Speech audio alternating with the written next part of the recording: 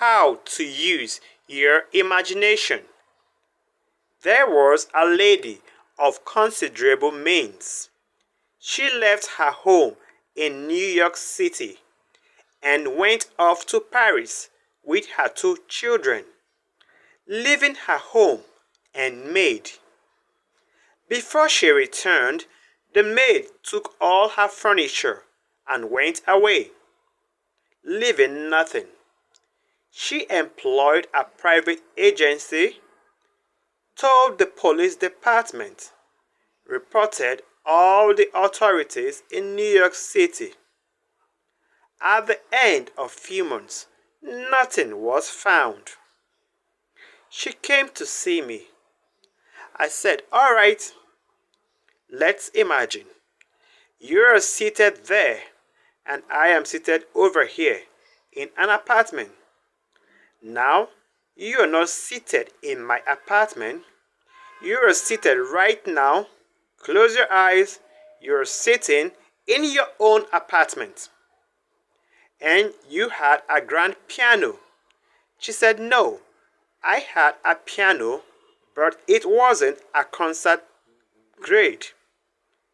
And on it, I had my pictures of my 2 children and pictures on the wall."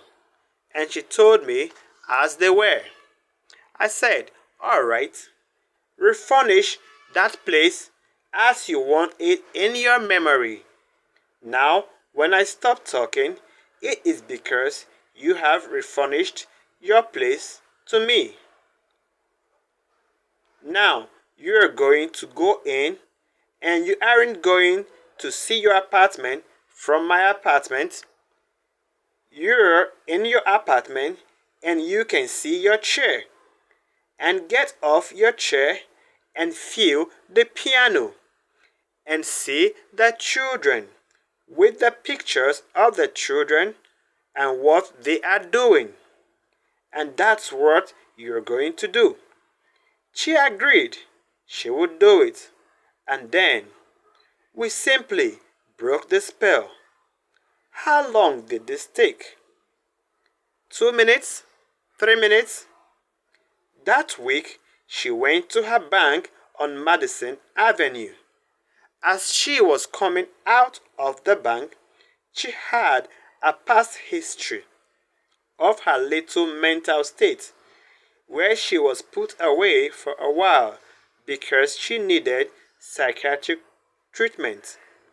And the bars on this window in the bank reminded her of her past history, and therefore she was confused for a while. So she came onto the street, Madison Avenue, and turned south instead of turning north, where she should have gone towards her home. When she discovered her mistake, she was at the end of the block. When she got there and discovered that, she had taken the wrong path, she looked down and 2 very familiar ankles were standing right before her. She came up to the face. That's her maid.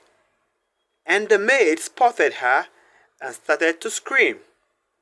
She went over and grabbed her and held her by the hand. She hailed an oncoming taxi and said, "You are taking me right now to the place where my furnitures are."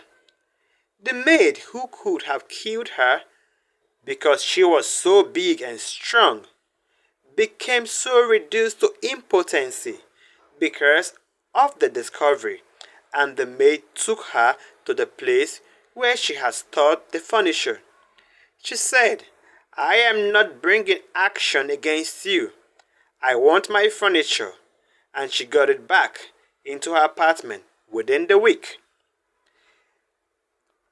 A seeming mistake was the way the father led her. All I ask is to go to the end and give thanks to the end, for the end it's done.